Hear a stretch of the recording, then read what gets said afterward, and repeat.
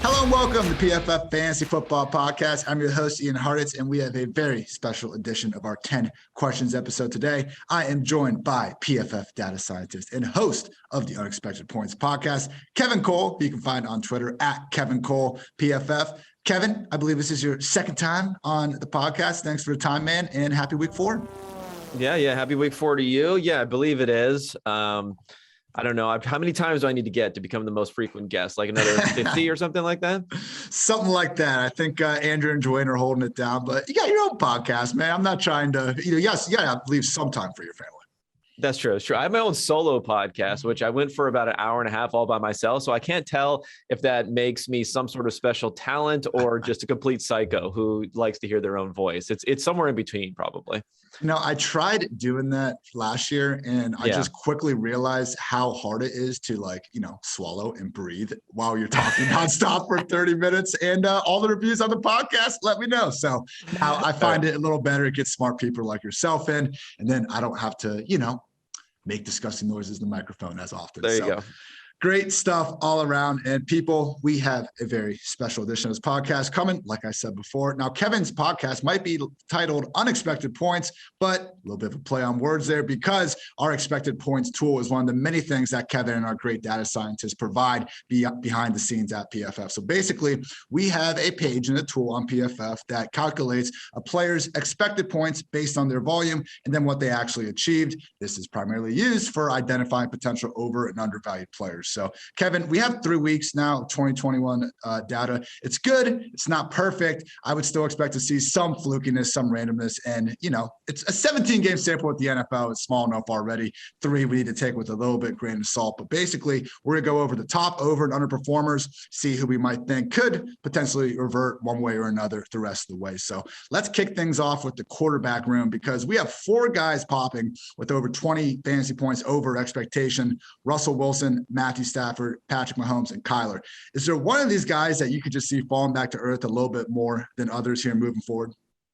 Yeah, okay. Well, just a little background on the tool. I would say if we were going to rank order the positions by usefulness, I guess you could say, of the tool, quarterback might be near the bottom. I think it's important context, but you control your own efficiency a lot more as a quarterback than you do for any other position. So if you're going to sit around and you're going to go, you know what, that Patrick Mahomes guy, that guy's going to regress because he keeps on being higher than what we're expecting him to be in this expected points tool. You're going to be talking about that every single week for the next 10 years and probably never be fully correct on that. So with that context in mind, you want to look for true outliers here. And I think for Russell Wilson, we saw a little bit of a regression last week. And I think if you look at a bunch of different numbers on here, even his success rate on dropbacks was much, much lower than the efficiency was because of those huge plays that he was making, particularly to Tyler Lockett those first couple of weeks. That came back a little bit last week. And I think moving forward, he's probably the guy that I would say that could pull back a little bit. I think Stafford falls into that category second most. And then Mahomes would be the guy I'd just be most confident in going forward because he's been doing it literally since the first snap that he took in the NFL until now. No, awesome clarifier. And that is the case with a lot of these guys. When we see A.J. Brown just breaking every single, measure we have for expected yards per target and things like that, at some point, you also just have to say, hey, maybe this guy is a great player. And I like the point, too, about quarterbacks being able to control their efficiency more than most other positions. With Russ, man, we saw this kind of play out last year. He was a world beater in the first half, and then all of a sudden, all those, moon balls, as our boss man likes to call them, stopped coming to fruition quite as much. It's just one of these things, man, where we saw last week, Tyler Lockett, we'll see what the injury reports say. He was able to stay in the game, but when he had the entire team huddled around him, it makes you think man, they're a Lockett or Metcalf injury from kind of being in a pretty scary place in this offense. We know Russ is amazing, but yeah, it's impressive he's been able to make such a living in his career on 25, 30 pass attempts, particularly in fantasy land. It would make sense if the Seahawks, at least moving forward, maybe a little more of an above average offense as opposed to the top 5, top 10 group we're really trying to push them into. Yeah, I was a bit skeptical of the late season kind of Russ has been figured out narrative because we're so far into his career. But there does seem to be something to the fact that I think teams are getting a little bit more they're starting to accept more, hey, we got to stop these explosive pass plays, because I feel like there was always this tension on defenses, and now we're seeing people explicitly say that. I mean, you never see like the Brandon Staley's of the world that we saw last year that explicitly say, you know what, we're going to let them run the ball and we're going to stop explosive pass plays. You almost would never even get lip service for something like that. So I do think there could be something to it. At the same time, D. Eskridge, he is, I don't know. I haven't checked his birth certificate, but I think he's like 37 years old, even though he's a rookie. So maybe he can come in and be good as long as he can get back on the field. Now, he's been missing time too. So I think he was probably a key addition for them to try to mitigate some of the risks they've had. Because we've seen this from Lockett time and time again, where not only does he get injured, but then he comes back and he plays at this subpar level and playing through injuries. So maybe Eskridge is a guy who could step up, but we'll have to see if he's active this week. And, as long as these guys are healthy, it's fine, but they're just so reliant on them in their offense. Yep. In terms of each offense's top two pass game options, Lockett and Metcalf have the highest combined target share at 57% and 82% of the offense's air yards. I'm with you. I think Eskridge was taken as high as he was to provide something different. Hopefully he gets out of the concussion protocol here before too long.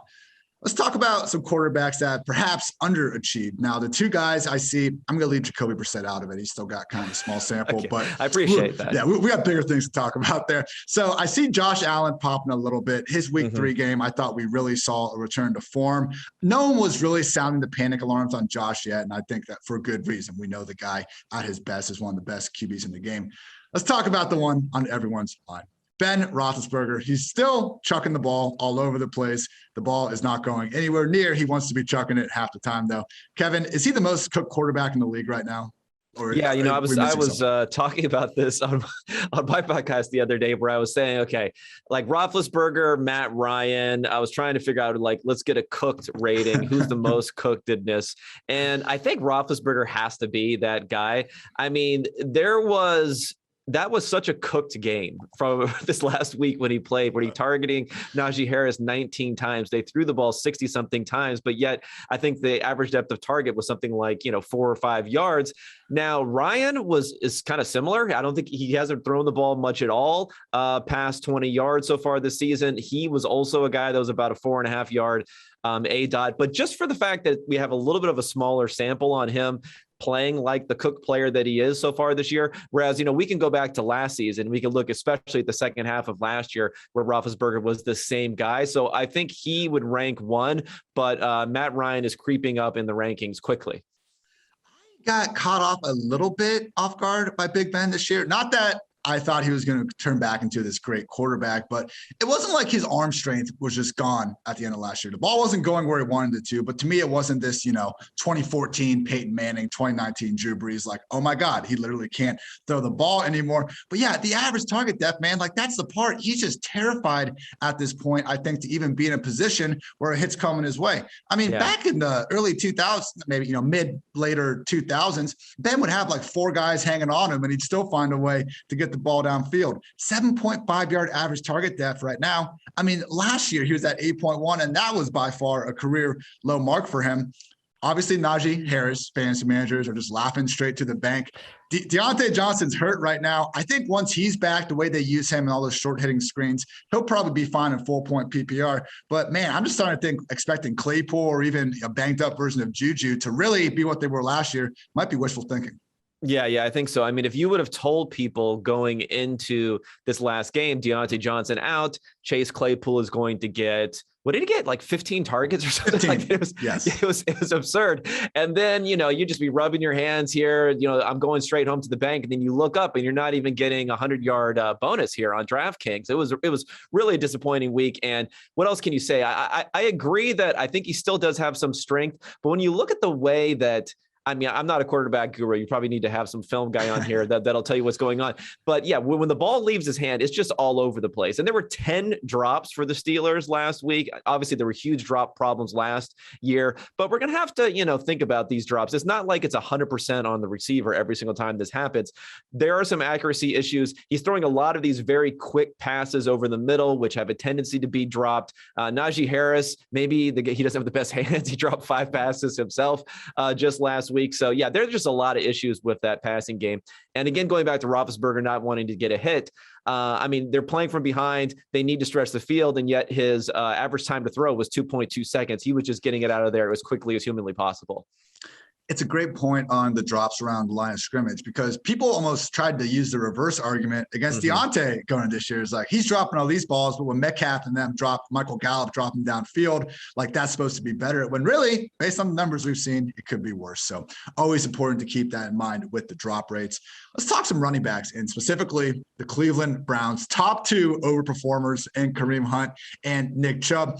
This is one of those things, Kevin, where at the same time, like, yes, I agree based on their usage, it has been surprising to see Chubb and Hunt work in the top 10, but it's also like we're looking at 2 of maybe the top 10 best real life backs playing in a Browns offense that is pretty much steamrolling everyone. Like, what do you kind of like, in terms of looking at Hunt and Chubb's rest of the season fantasy outlook, how do you interpret this? Like, could they be sell high guys, or is this just a great offense to have pieces to?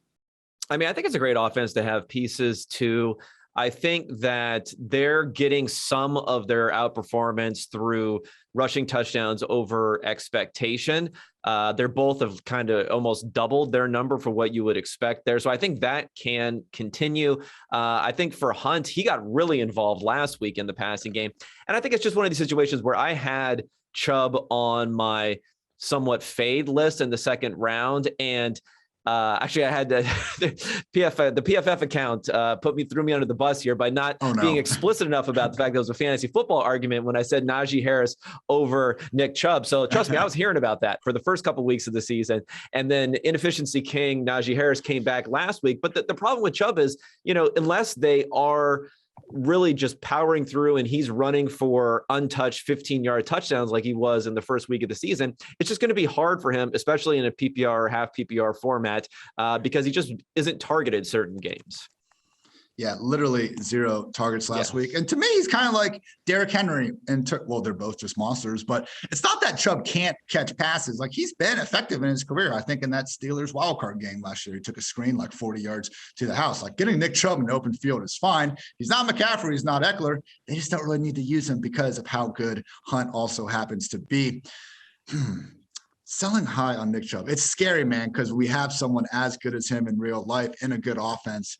But yeah, man, 0 targets, Kevin. If we're in full PPR, I feel like selling high on Nick Chubb might make sense. Yeah. No, I think of these 2 guys, he would be the guy that I would look to sell. I think you're going to get a lot more for him than you're going to get for Kareem Hunt also. So yeah, he would be the guy. Depends on who you're going to go for. Now, could you sell him for Najee Harris? You probably could, but God, it's scary. Again, that was a little, sometimes when you say you want to target a player at the beginning of the season, you don't realize that the quarterback is going to be completely cooked. So maybe he isn't the guy that I would look for, but there are some other guys I think that I'd be excited about. Gotta love our social team. With that said, last year I had a quarterback rankings article going out on Tuesdays, and by week 5 I was like, guys, you need to include fantasy somewhere in this tweet. I'm getting ripped apart with this stuff. All right, let's talk about some underachievers at running back. We got Mark Ingram, Najee Harris, also Jonathan Taylor, Mike Davis.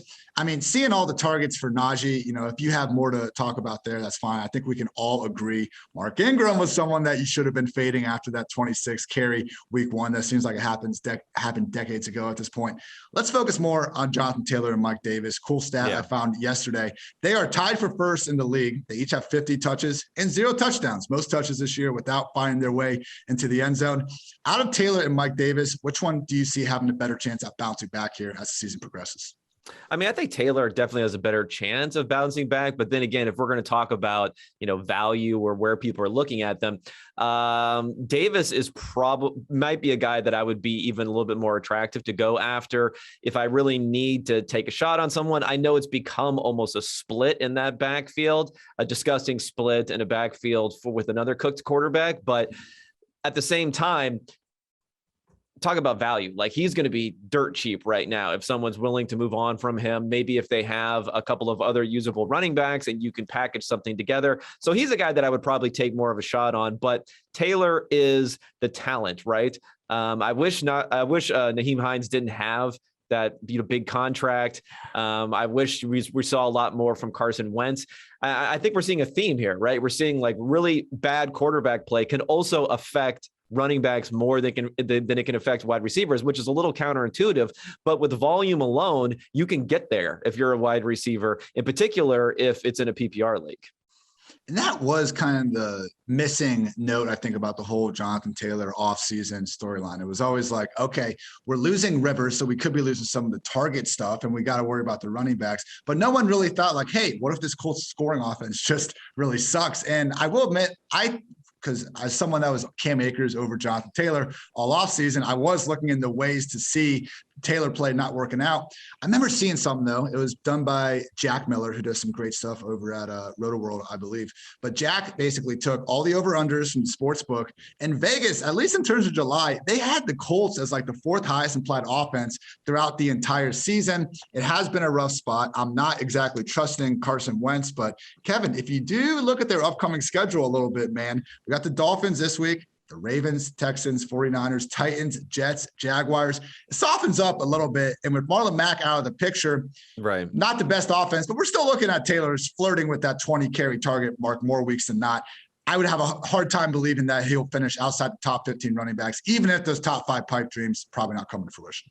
Yeah. I mean, it's a bet on talent for someone like Taylor. It's a bet on the fact that you're going to get some big plays there. And like you mentioned with Mack, semi out of the picture, maybe fully out of the picture pretty soon. Wilkins has kind of been MIA. I don't know if he's even still on the team. When you think about all those different things, you're starting to get more paths to that elite workload that you might be able to get from Taylor, right? So you're starting to weave your way in more different directions there.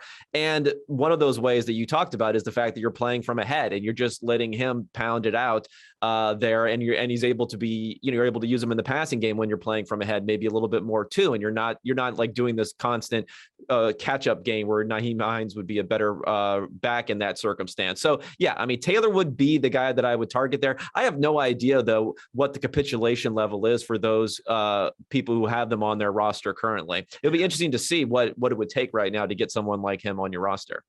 I do agree. Mike Davis, just probably based on public consensus, will be far cheaper and easier to rip away from one of your league mates. So I've strangely been missing the boat on Cordarrelle Patterson, which is weird. I've had in my Twitter bio. Your brand is sullied.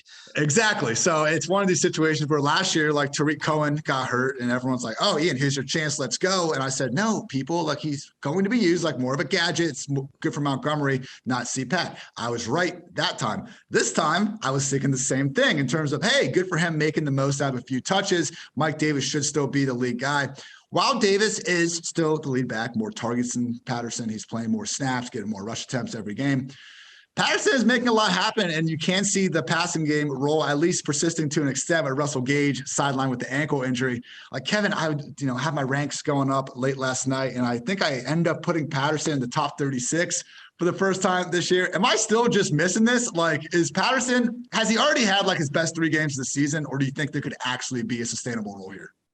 I mean, I think there is a sustainable rule. I mean, we've seen it trending in one direction. So I'd be a little bit more skeptical if it was maybe bouncing up and down. It was funny because after week 1, I think you could have looked at the results and you could have said, yeah, Patterson's involved, but it was an overall positive for Davis. And then the minute you felt like you had some comfort in that, it's just been moving steadily the other direction. He's obviously been extremely more efficient. I mean, right now, if you look like at their receiving, they both have about the same amount of expected receiving yards. And then Patterson has, not 3 times, but a good 2.5 times more receiving yards than Davis has right now. He has he has a rushing touchdown, whereas Davis has nothing. As you mentioned, he hasn't been able to get in the end zone at all. So that efficiency, you'd assume, if we're in this kind of running backs don't matter category, or everyone is at least 90% of everyone else, then you'd assume it would help to get back towards Davis. But the problem is, once you have efficiency, sometimes can lead to volume because coaches are like, well, I'm just going to continue to give the ball to the option who's been playing better. So it's not that it won't regress, but if it starts to bleed into volume, then you have a problem. And it is a good point, not to just look at, 1 week, but a trend of several weeks. That's why we're trying to sit here after week 3, seeing which guys could be booming and sinking here moving forward. Let's flip over to the wide receivers. Top 3 guys in terms of over expectations so far: Tyler Lockett, Cooper Kupp, and Jamar Chase. We talked about Lockett a bit already with Russell Wilson, so we can focus more on Kupp and Chase. Dwayne and I were talking on this very podcast yesterday and called the artist known as Bobby Trees the single best buy low wide receiver in Fantasyland. Do you agree, Kevin, or is this just a Cooper Kupp show and nobody else is going to get involved in LA? Yeah, I don't know. I'd have to rank order a little bit better to figure out where I see one of them. Robert Woods. But yeah, no, I think he is one of them. Although I will say that I'm saying this, and then also at the beginning of the season, I did specifically call out Robert Woods as I didn't understand why his ADP was as high as it was at that point. I think he's a very serviceable receiver. He's never shown the upside that Cooper Kupp has shown, but at the same point in time, this is absurd that we're talking about the numbers here. And of course, whenever we're getting into guys who are outperforming that much, we're talking about, touchdown outperformance. So, Kupp he's leading the league in everything right now, including touchdowns. But what's shocking about Kupp is he actually has right now is expected touchdown second behind Mike Williams. And you could see, Mike Williams as being the guy that you're throwing fades to. He's getting those targets in the end zone. These numbers are adjusted for the exact location and contestedness of the catches of these targets. So Kupp is still out there. So he is being used and utilized in that area, but he's someone who probably more than a Mike Williams, they might be able to take him away a bit more. And that could open up some opportunities for Robert Woods. And that's really the only, I guess that is the biggest reason to expect to come back from Woods, because I agree with you. I don't think he's necessarily he's one of those guys where he's in fantasy sometimes finishing as a top 15, top 20 receiver, but I think a lot of people would have 20 other real life receivers to put ahead of him. So I'm not saying he's this out of control talent that is just waiting to completely boom. But yeah, if anything we've seen from this Rams offense is that Stafford appears to be pretty damn close to the real deal, at least more so than he's been with the Lions. And it's the number 3 scoring offense. So I don't think if teams are able to at least contain Kupp a little bit, that this offense is just going to grind to a screeching halt. You would think Robert Woods would be the one to benefit when that happens.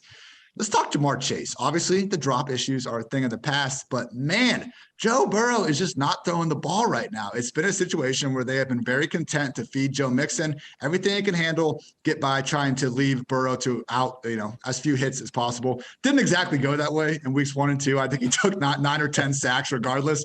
They did keep him off the ground last week, but Chase keeps scoring touchdowns. While T. Higgins is out, I think it's fine to pretty much continue jamming him into lineups. But Kevin, how much longer can this guy go with these 4 or 5 target games and just racking up plays? I know he's a great talent, and it's good we're seeing that. Maybe the targets will come later in the year, but man, for this moment in time, it's not looking great in terms of him just having the alpha number 1 target share that we would expect someone who's ranking as a wide receiver 1. Yeah. He's probably the one I'm most dubious of as far as being able to continue at this pace. As you mentioned, the Bengals, I have kind of pass rate over expectation. So they are the 3rd lowest in that category. They are passing at a little bit under 53% rate, where you would have expected based upon, down distance, score differential, all that stuff. They would have been well above 60. So they're low on that. And the passing game as a whole has not been that efficient, right? They haven't been that efficient because he's been taking sacks and he hasn't been the greatest there. So they're not throwing that often. He hasn't been fantastic, but he has been fantastic. Burrow has been fantastic throwing the ball to Jamar Chase. So will that continue or not? To a degree, I think it will, but the outperformance has been too much there. And then you mentioned Higgins. Yeah, Higgins being out, that does maybe buy you some time, but I can't imagine if we're going to have the same kind of macro situation here with the Bengals not throwing it that much, being conservative on offense. And then you're going to have Tyler Boyd, T. Higgins, Jamar Chase. Someone is going to fall out there. For one player to be able to consistently stay that high above, I think it's a near impossibility, but it could continue as long as Higgins is out, but that could change as soon as next week, probably. I think wide receiver, more than running back, we can consider efficiency, like outliers just that can outperform the volume element of things. But yeah, he doesn't even have a game with 8 targets yet, people. It's just hard. I had someone today, just asking me if I had Chase ranked inside my top 12. I was like, I can't really squeeze him in the top 24 with these sort of projections going on, man. So, hey, great player. Bengals fans obviously pleased with the pick. Just saying for fantasy purposes, realize everyone, it's been a little bit too great, don't want to say it's too great of a start. Everyone's happy what Chase is doing. Might not be a complete sign of things to come. Let's talk about guys that are underachieving a little bit. We got Elijah Moore really popping. Unfortunately, he's in the concussion protocol right now. We're not sure if he's going to be ready to go here. Also got Mims and Crowder coming back. Messy situation with the Jets. The two other guys, though, Calvin Ridley and Darnell Mooney. Let's talk Ridley for a second, Kevin, because as much as I agree with you that Big Ben he won the wash battle between Matt Ryan. Matt Ryan does not look good either. I mean, they should have lost that game last week. He had an interception drop in the end zone before managed to tie it up. And it's just been rough. We're seeing Ridley be fine. He's putting up a decent floor game. He's still getting the targets, but it's not the guy that a lot of people were wondering, could he be the overall wide receiver one this year? Do you think this is just the new Calvin Ridley kind of in this 2021 offense? Or are we going to see the guy that was, breaking out in multiple weeks last year get back to doing that? Yeah, I mean, obviously I'm going to say somewhere in between, but I would lean more towards the guy who's breaking out. So the thing is, another thing to think about with these expected points formulas is I would say a wide receiver earns his expected points more so than a running back does, because he's earning the targets, and he's not only earning the targets, he's earning the location of the target a little bit more too. Like if you're getting these long passes that you're being targeted on, you're kind of earning that a bit better than a guy who maybe is just, messing around underneath or something like that. Whereas a running back, it's like you're literally just turning around and handing the ball, and then the expected points are determined upon where you are here. So if you look at just the expected points so far this year amongst wide receivers, Ridley is fourth right now in the NFL. So he's earning that. He's just been underperforming so much. So he doesn't even have to be an outperformer, right? Going forward, if he can just get up to expectation, that's going to be a huge boost for him. So he's the guy that I would be more positive on anyone on turning around. Of course, there's the Matt Ryan cooked risk that's built in there. But if it wasn't there, then we wouldn't be in this situation in the first place, right? Something has to be going wrong for him to be in this situation in the first place. But you're hoping the fact that he's earning those targets in those locations means that things can turn around the rest of the season. And to be fair, again, it hasn't been the top five that we were hoping to get with Ridley, but it hasn't been all that bad. If you look at his career games with at least 8 targets, his worst one ever came in week 1 this year. 5 catches for 51 yards. Not happy about it, but you're not, screaming, that's the reason I lost this week ever. Overall, this year, only wide receivers with a higher percentage of their team's air yard share, Brandon Cooks and Justin Jefferson. That's it. Ridley should be just fine. Maybe not overall wide receiver 1, but it's a great point, Kevin. He doesn't even need to be that guy. Just be a little bit more like the Calvin Ridley that we know he can be week in, week out. Darnell Mooney. Do we think he could be a thing in Chicago? I just kind of want to throw out what happened in Chicago last week. It still hurts too much to really even talk about at this time. But more than anything, I just don't know how everyone in that offense can all play that badly again. Allen Robinson, you'd like to think we'll get back to going, but what about Darnell Mooney, one of everyone's kind of favorite, your favorite analyst, favorite sleeper, basically, going into the year? Could he bounce back a little bit? Yeah, I mean, that was such a mess last week that it's almost like you're only looking at a 2-game to what's happened the first couple of games of the season. Who would ever thought that we'd ever be saying, hey, maybe he has Andy Dalton coming back, as if that would be a positive for someone's outlook for the rest of the season. But I actually caught myself thinking that a little bit going into this exercise. And, I felt shame, of course, immediately coming upon that. So the problem with Mooney is, okay, let's forget about all these hedges that I make here. But the problem with Mooney is sometimes you can look at like over and under expectation. And sometimes it's useful just to look at where their ranking for their expectation was, right? So he's way under expectation, but even if he would have hit expectation, he would be if everyone hit expectation so far this year, he would be wide receiver 30. It's not doing a lot for you, right? It's not doing a lot for you either way. So yeah, he's someone you can get cheaper, but he's going to need to figure out how to boost that expectation. Obviously last week hurt a ton as far as being able to do that. So maybe that can help going forward, but I would rather look for someone who's up higher in the expected points ranks, who may not be as undervalued, but at least is higher up. So, if I'm hitting that, if I'm regressing, you have further to go up just with that regression. If you get 100% of the regression on the way back. That makes a lot of sense. Ridley, he just needs to get to average and he'll be fine. Mooney needs to get to average and then become someone that he hasn't even been this year. So yeah, he needs a new head coach, a new quarterback, a new system, a new left tackle, Jason Peters. Sorry, he's getting dragged. Jason Peters got dragged bad yesterday. I almost felt bad for him. Future red flag for second-year receivers might be if the best highlights we can come up with are them getting incompletions. All we could see from Mooney was the him cooking Ramsey and him cooking Carlton Davis, and then not getting the ball thrown anywhere in his general vicinity. So we'll keep an eye on that ahead of 2022. We'll finish things off here with tight ends. Overachiever, Travis Kelce. He's been doing it his entire career. I don't think it's going to stop unless you want to go out on a limb, Kevin, and say that this Chiefs passing game is going to be, anything resembling average. But other three guys I do think are worth talking about. We had Dalton Schultz, Monday Night All-Star, Rob Gronkowski, who's scoring 2 touchdowns every single game where he's not getting viciously hit in the ribs. And even Dawson Knox slowly but surely carving out a starting role and scoring in back-to-back weeks. Out of these guys, Schultz, Gronk, and Knox, I think we'd all rank Gronk number 1. So let's focus on Schultz and Knox, actually. Which one of these guys do you think could maybe provide people with some consistent production, or is it all just a Fugazi?